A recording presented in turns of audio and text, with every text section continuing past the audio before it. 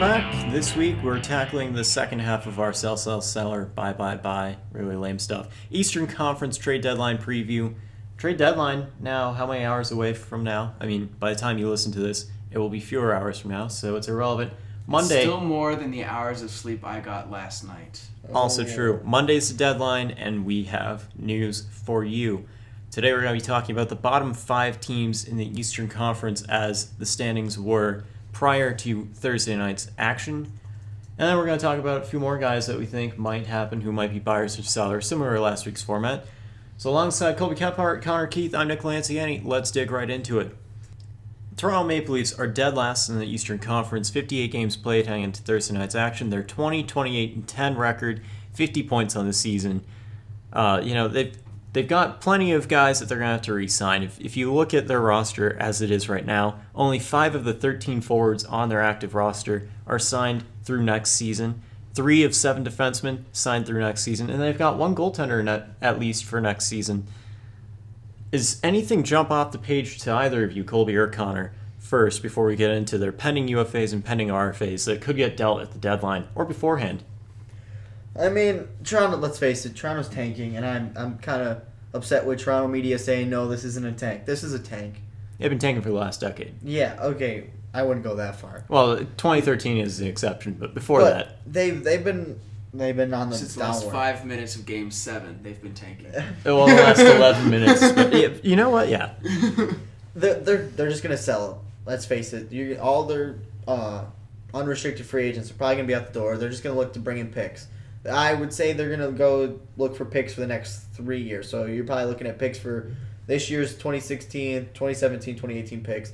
I did hear, I believe it was Grabner said that he would like to resign if it's an option in the summer, but he understands he's probably going to get traded. Grabner is a pending UFA on a $3 million average annual value, 28 years old. Could very well be moved, could very well stick around if that is his true wish.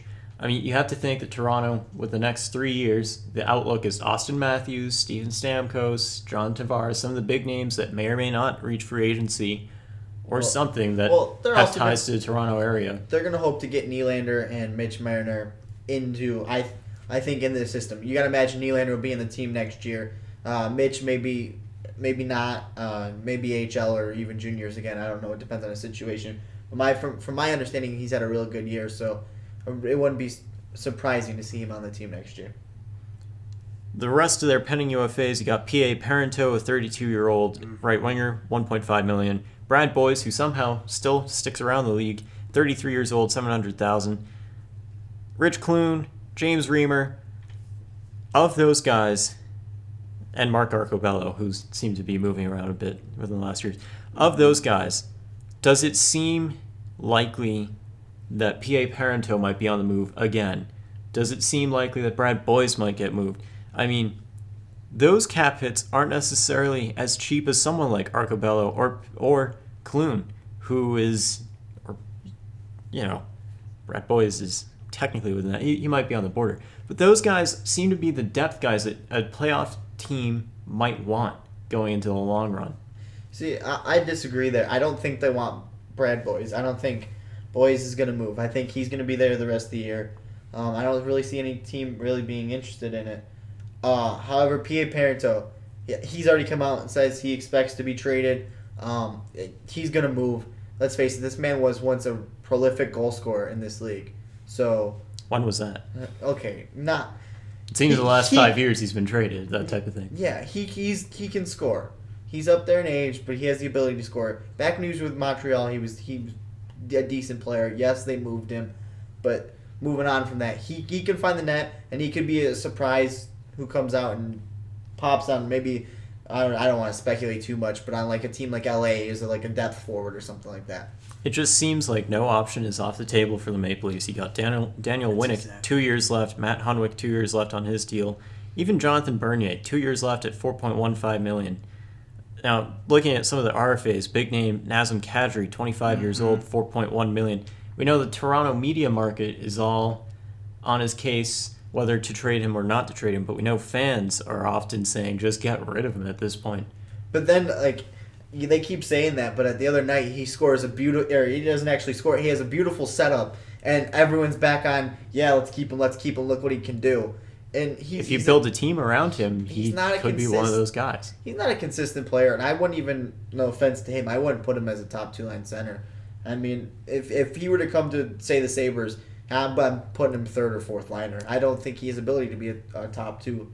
Part of the problem there with the Maple Leafs currently, I mean, if you take a look at their injured reserve, you got Lupul, James Van Riemsdyk, Tyler Bozak, Milan Michalek, Jared Cowan, Stefan Robidas. A few guys that they just acquired, and you have pretty much the guys that will be playing with Kadri on the same line if he gets that consistent part of his game going. Babcock is the highest paid person in that organization right now, with the players being in the IR. It's just an interesting situation.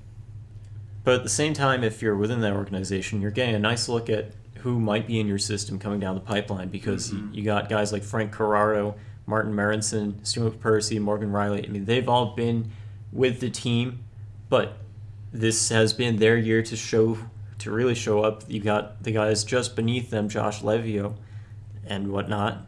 Those guys are coming up, getting their game time, getting their ice time, seeing if they got anything to prove. I agree. If you want to look at the Sabres the last 2 years, we experienced the injuries when we were tanking, and it was Johan Larsson who has now got his foot in the door with the Sabres. I mean, he was scratched a few times in the beginning of the season, but he's now become a consistent player, and he's actually one of the best shutdown centers we have. And that's a great transition to talking about the Sabres in a moment. But just to finalize, put a little package on a rebuild. If you have no hope like Toronto, or like how Buffalo had no hope in the last couple of years, you at least want to see some of those prospects, some of those decisions panning out to be right that you made in June of whatever year. So talking about the Sabres, 61 games played, 24-30-7 record, 55 points. Colby's chomping at the bit here, so before we talk about pending UFAs, RFAs, and other players, who do you want to see out of Buffalo? I want to see him out. So for example, the players who are going to be on the move, obviously we already saw Weber go. Jamie McGinn's going to wait it out until forwards like Louis Eriksson and other top forwards are on the move, so we can get our asking price. So Murray's going to hold off on that. Chad Johnson's another one who could possibly be on the move. I'm hearing a lot from Andrew Peters as of late, been listening to what he's had to say. He actually doesn't want Johnson to leave. He actually thinks that Johnson's earned the role as a backup for the Sabres after a good season he's had. Other people, I mean, there was rumors that Josh Georges could possibly be in the move. He's getting up there in age. I don't really see that happening.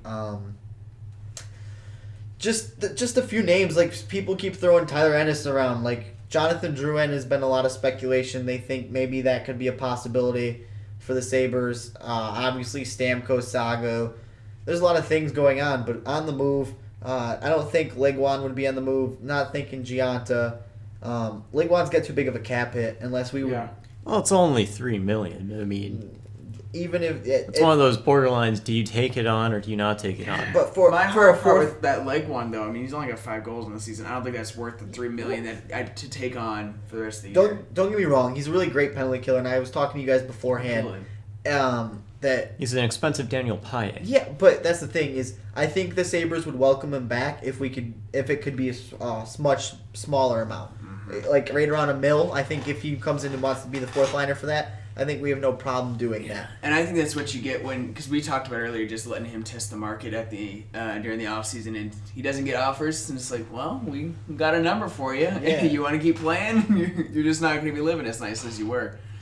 So to summarize, the Sabres, definitely not buyers, might not be sellers quite as much after all this season. They definitely seem to be more of a team that builds in the offseason through free agency and trades around the draft. Would that be a fair point? Yeah, I agree. As for the buyer comment, though, I think the only buys we'd be looking at is the future. No, yeah, it'd be a Jonathan Drouin. I honestly believe some of the Sabres are kind of thinking that could be a good possibility. Matt Carl would apparently be a big part of that deal to get that contract off Tampa Bay's books. But I think any other buying options would be coming from like trying to trade for Josh Georges. If someone really needs like a top 6 or a top 6 defenseman, I think we'd want to prospect it back in return. Your depth and assets typically fall within the blue line. You have Carlo Carliacovo. $900,000, 33 years old, pending UFA. But in terms of a little bit longer, you got Georges with 3 years to go. You got Brian Gianna, 2 years left. Granted, there's talks with the captaincy, with whatnot. Cody Franzen, 28 years old, 2 years left on his deal. So it's definitely blue line centered what the chips the Sabres have, and maybe the experienced veteran winger or two. Yeah. Matt Molson, I know you're not huge on his game. Well, I mean, no one in Buffalo is really too happy with his game right now. I mean, you're paying him $5 million, and he's not really producing.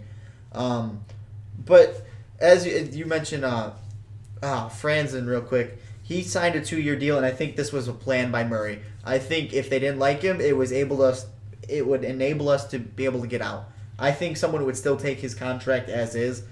It's not too bad, $3.325 million. Yeah, and he's really good on the power play. He's I believe second or third on our team with points for a defenseman. I think if that could be another piece moved. The Sabres are really looking at a left-handed D. As I tweeted out earlier this week, as we were talking about, did a little talk about the draft. Best left-handed D in the draft, Jacob Chichern. It could be an argument there, but I think that's something the Sabres would probably consider.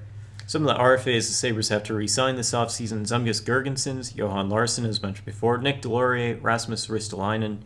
I mean, if you try to move one of those guys with that $5 million cap hit, Matt Molson or Brian Gianna, 4.25, anything that the Sabres might be able to move, granted in the long run they still have a ton of salary cap space. See, that's my thing. If I'm the Sabres right now, I'm waiting until the offseason because you have 6 forwards right now that's in your active senior squad that are going to be free agent at the end of the year, regardless of restricted or unrestricted. I think I'm waiting until the offseason to see how all that pans out, see what they want to do before I make any decisions. Ristolainen's in for a payday. There's been rumors about Zemgus because he hasn't really produced. A lot of people need to just step back and look. The past 2 seasons, he's been playing at first-line caliber. He's now playing as the second, third-liner. You're not going to get the same production out of him. But I don't see him going anywhere. I see him being re-signed, Larson being re-signed. Delorier, it could go either way. I think I'd like to see him re-signed.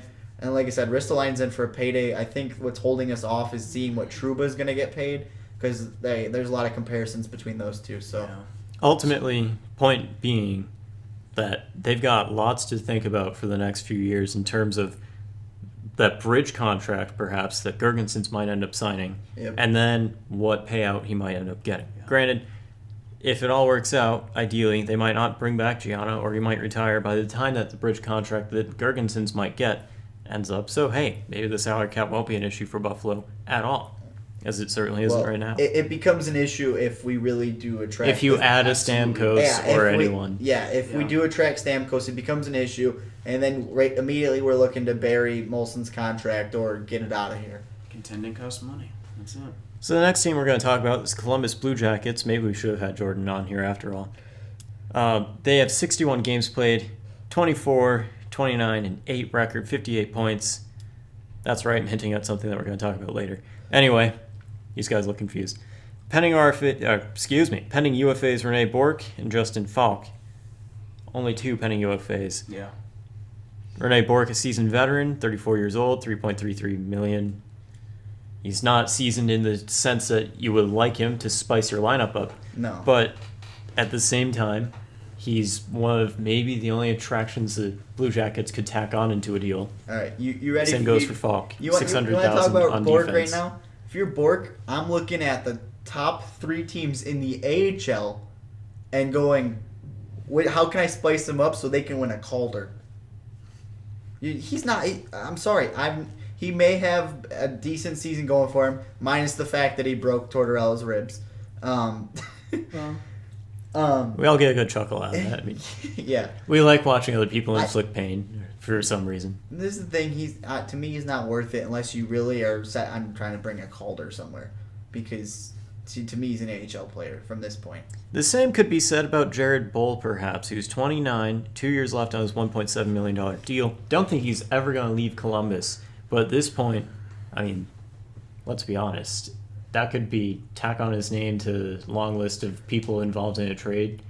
Why aren't the Blue Jackets thinking of it?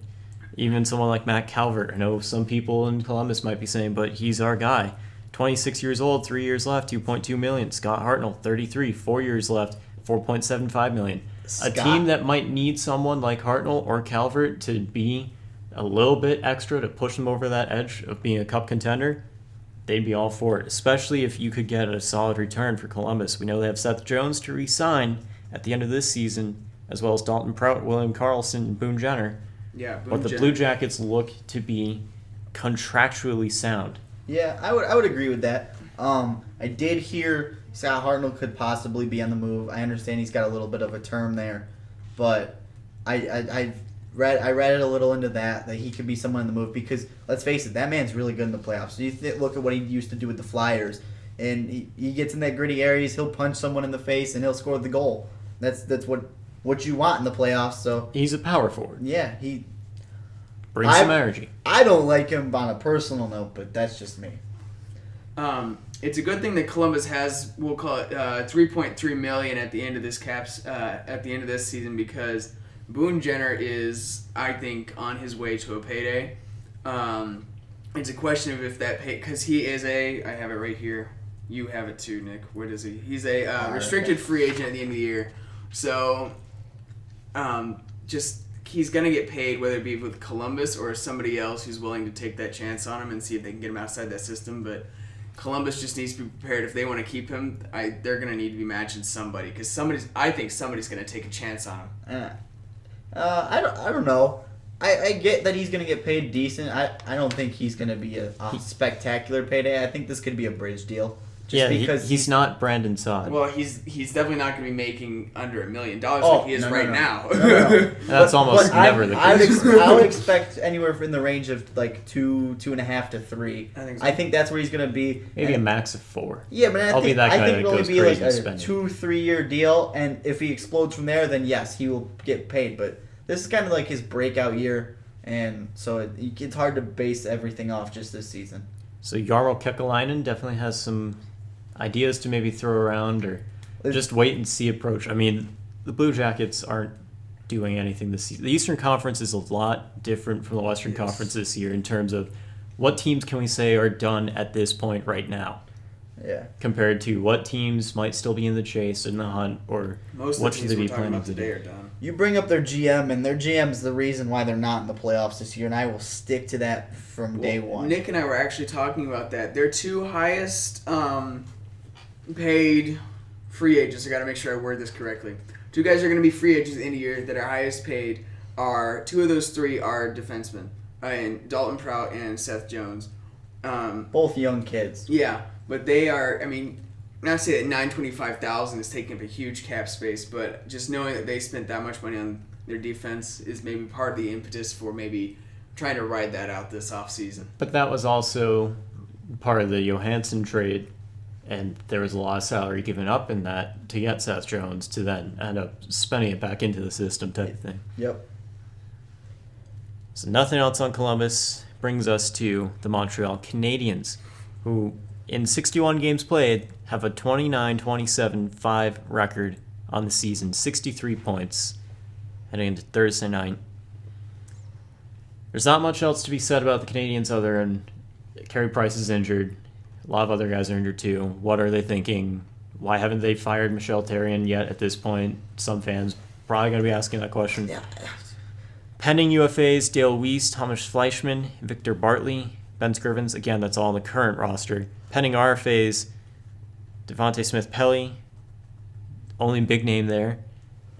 Other players that you could potentially talk about trading, I mean, Lars Eller, 26 years old, 3 years left on his deal, $3.5 million. Alexei Emelin, wow. I was thinking of Petri Nokalainen. Anyone remember that guy from years ago? 29 years old, $4.1 million on 3 years left. You know, I mean, that's might not be something that Montreal might do, but let's talk about their blue line for a moment, because why isn't it working? They have Andrei Markov still, 2 years left on an average annual value deal of $5.75 million, 37 years old. If he's going to want to try to win a cup before he retires, I mean, if he's as is right now, he might be asking, send me somewhere, retain some of my salary, do something. I'm going to have to get on my soapbox for a second, because I need to talk about these fans. All right, everyone, gather in your seats, buckle up.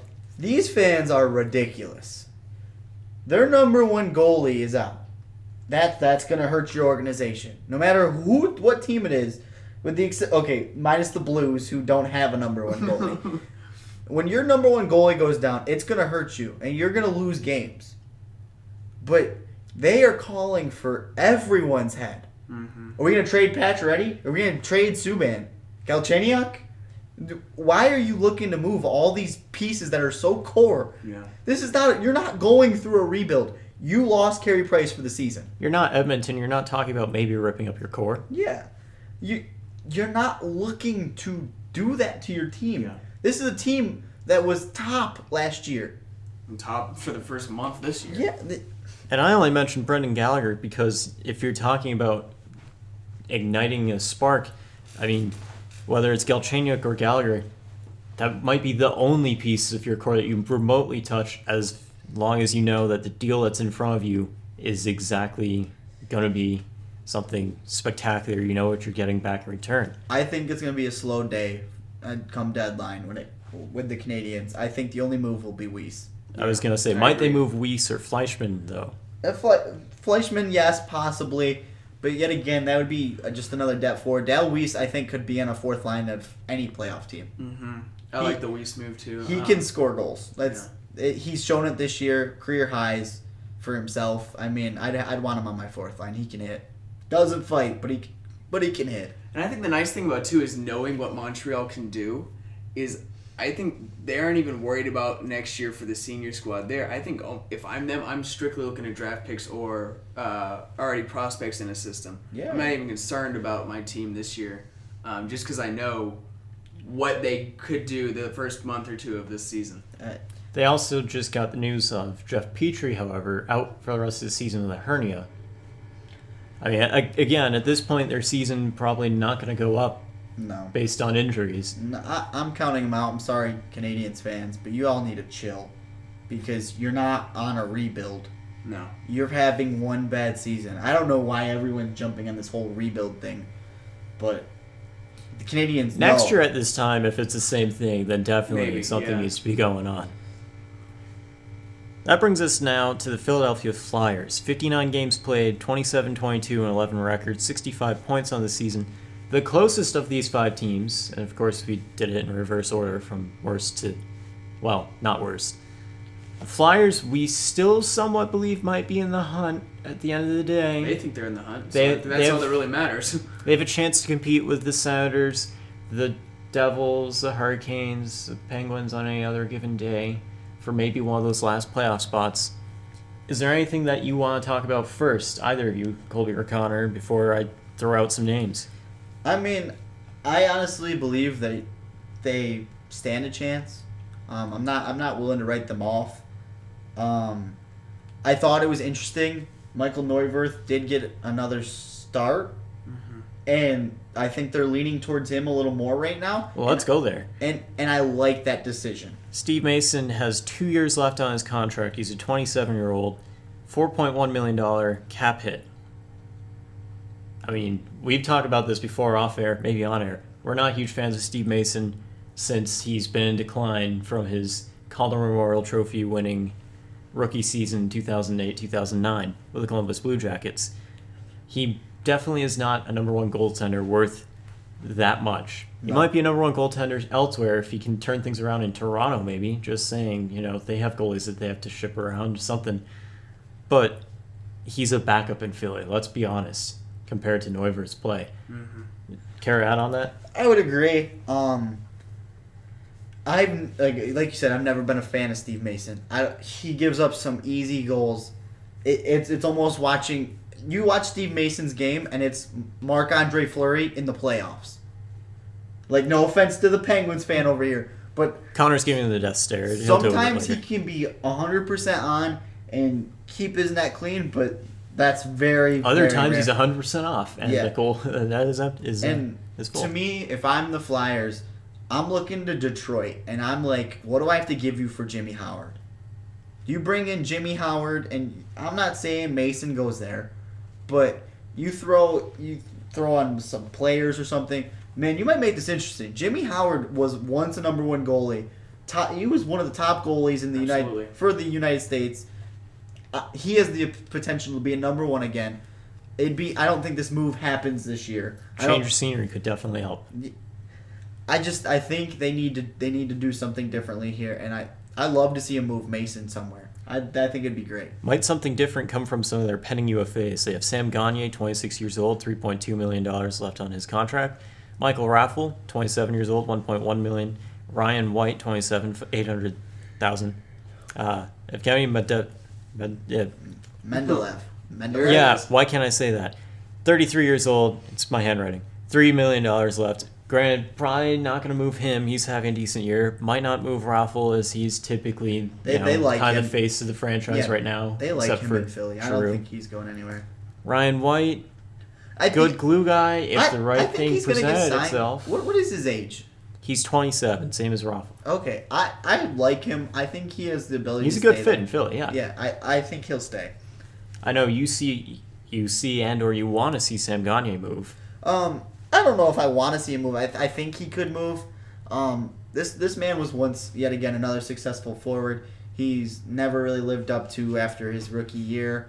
But maybe, I don't know, maybe getting out of Philly could help. At this point, it's kind of like this is going to be your last chance wherever you do end up going. Pending RFAs, Braden Shen, Nick Cousins, Radko Gudas, and Brandon Manning. Of those guys, there's really no one that you would want to trade if you're Philly.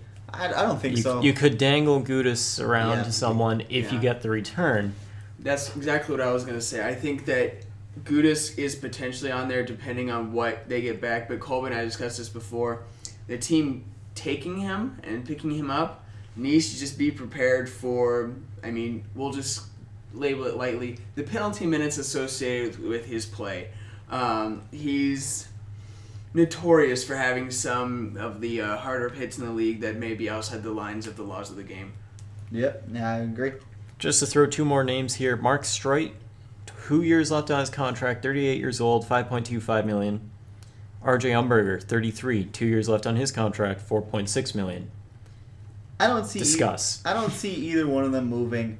Philly really likes, I think, both those players.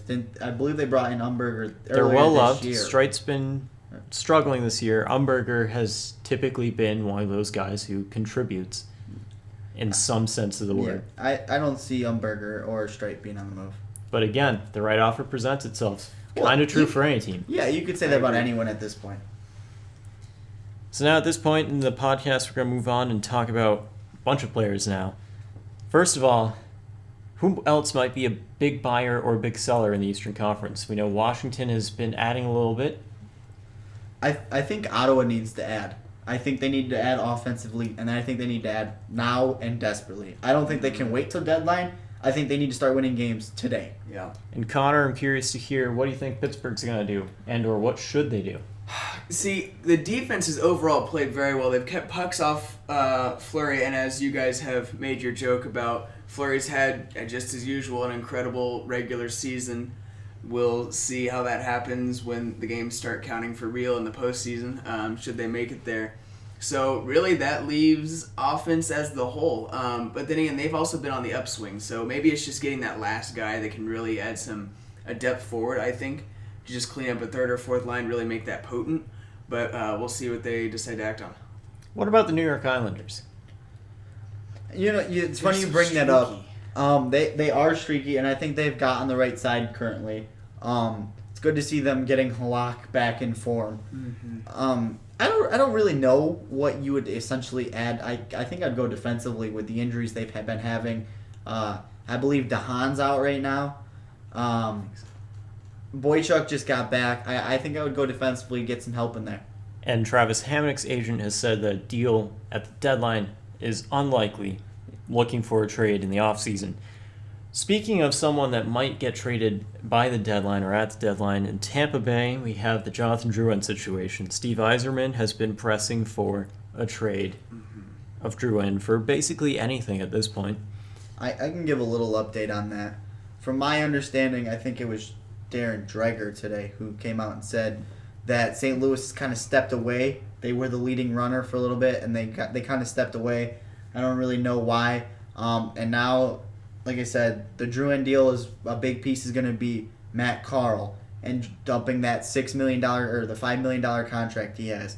So when you're trading for Drouin, even though he's a third overall pick, you're essentially paying. You're going to be bringing on something. Yes, you're essentially bringing in someone who's worth $6 million, and you have to decide, is he really worth that? And there's plenty of teams at the bottom of the pile. Yeah. You could talk Toronto if you want. Well, I mean, at the very least. Winnipeg, I understand they have to sign a lot. Toronto, Buffalo. I think Toronto, Buffalo, and even if Montreal decides to pull the trigger, they could be another one. Possibly, I think he wants to go home. There is an interest with He's Montreal. from right outside Montreal, so I think being over in that area would help him a little bit. At the very least, I would probably say for the stuff that he's gone through this season, facing the adversity of whatever between his agent, team, himself, playing, not playing, a small market would probably be better for him in the short term. Wherever he goes, he better put up the points. Exactly. Because it's either make an immediate impact and learn to deal with the big market of something like Montreal or Toronto, or go to Buffalo and learn to kind of create professionalism and See, and that's exactly what I was thinking too. Because you hate to reward someone for some of the behavior that came out of what he did, but in the same turn, if I'm a GM of a team bringing in somebody who's getting that much money, I hate to say it, but I kind of think I need to make sure I'm on his good side as he comes in, because I'm not going to trade for him and be like, I don't want to play for you, and you're just in that same boat that Tampa's in right now, and I don't want to be up the creek and be paying him that much cash. I think the rebuild teams who are currently going through the rebuild, so you want to throw Edmonton in there, whoever else, I think these are the teams that are going to look for him because they want the young kid. This kid was a third overall pick. He's proven that he has the ability to do it in the lower leagues. I can't really say he's proven to do it in the NHL yet, but I think he needs to step up and needs to get going here. And that might be part of the reason why Tampa's taking their time looking over every offer, because the return might not be just quite enough from a team in immediate competition with the Lightning compared to a rebuild. You want to talk about another guy who's demanding playing time just outside the NHL and the KHL, Ilya Kovalchuk has been talking with SKA and saying, either you play me in the next 2 nights or I'm going back to North America. Just throwing that out there in case any team is interested in ever welcoming him back to the NHL. But with him coming back, all 30 teams have to agree to it because of how he left. Exactly. Because he left under that horrible contract situation with the Devils. Every team has to agree to allow him back in the league, and if one team goes, nope, he's not coming in, he's not going. So along the lines of the whole John Scott movie that's going to be made, maybe there might be a drama on Ilya Kovalchuk. Just saying, it's a great idea. We should go for it. To Netflix. He did tell straight to Netflix special. To add one last thing on him, he did tell Craig Kirstens at last World Cup of Hockey that he is still winning the Stanley Cup is still on his bucket list. So this is something it's on everyone's bucket list. I was gonna say, I wish my bucket list was just so casually catch the big one and win the Stanley Cup. Pretty much. But that's the thing, though, is this is still something he's interested in doing. I mean, if they don't play him, you could look at him coming back. So we still got a few more minutes here. I think one player we haven't brought up, which that might have been where you were going, is the infamous Louis Eriksson up in Boston. You might have a little bit more intel about that, though. Well, back in December, DJ Bean, hey, what's up, DJ Bean? You should listen to us. Anyway, DJ Bean had been tweeting about the Louis Eriksson Boston Bruins contract negotiations that have been going on. Bruins are offering something around the 3-year contract extension. The Eriksson camp wanted more than 3 years and maybe more value. Recent discussions have said and indicated that yes, Louis Eriksson and his agent want more money, more years, compared to what the Bruins had previously offered. Cam Neely spoke to 98.5 The Sports Hub today in Boston and was talking about, we are talking about more years, didn't specify value or number of years, but the talks are ongoing between the Bruins and Eriksson in terms of an extension. However, if no deal comes through, my gut feeling is you have to trade him. I know Colby's going to say treat him like a rental player at this point, but you have to trade him knowing that, did you hear about this one yet? You probably already have. Andrew Ladd got traded from the Winnipeg Jets to the Chicago Blackhawks. Did you see the return going both sides? The Bruins have everything in their court right now, holding Louis Eriksson, supply and demand. It's basic economics. I mean, there's so much at stake that they could maybe fix on the blue line. They could fix something going in the future. Just to throw it out there, it might not just be a Louis Eriksson for one other player deal. I mean, how do you feel about that? I mean, we've talked about this plenty of times. I think every time we go to talk hockey, this comes up. And like I said, you can't. If the offer's not there, you treat him like a rental player because guess what? You're in a playoff spot right now, and let's face, what's he got? 22 goals, something like that, right around there. He's over 20 plus. 23, 24. So he's 20 plus goals in the season. He's on pace to have a really solid year, production wise. Why would you really look to break that up? If the right deal presents itself, then take it. Well, you could say that for Washington right now, though. But this is the thing though, is his points, a lot of his points, and I could be wrong, are power play. And it's this, you're getting that tic-tac-toe with Bergeron, Marchand, Krejci, whoever it may be, and he's getting a lot of the easy goals, he's also getting the deflection. Dude, to me, I want my power play rolling. I want that going at top speed going into this playoffs. So I want Louis Eriksson. I hate to be a jerk here, but we talked about how Boston's working on their blue line. I'll take a penalty kill before I take a power play. And that has traditionally been the Boston game. And don't get me wrong, I'm a big fan of Louis Eriksson's style of play. He goes to the right places, he's in the right place, he does the right things, he prepares and trains well, and he's generally a good presence on the ice. Again, though, if you could package Eriksson with a guy like Alex Koklachev, Kevin Miller, or even one of the first-round picks that the Boston Bruins have, because if you keep in mind they have that San Jose pick in their back pocket, Don Sweeney has a lot to dangle around the league and say, what can you give us to help our defense now? What can you give us maybe to help the offense as well?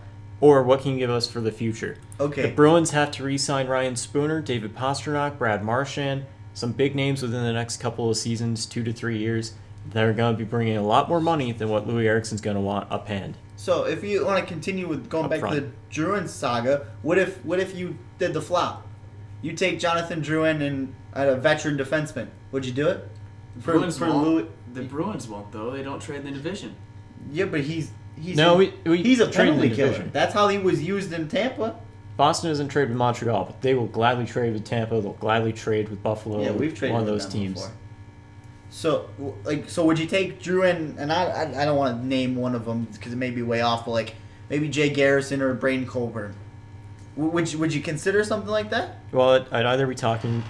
I mean, this is me straight up. I'd either be saying, I'd throw Kevin Miller your way or Dennis Seidenberg. I'd try to get rid of something else comparable on the defense aspect.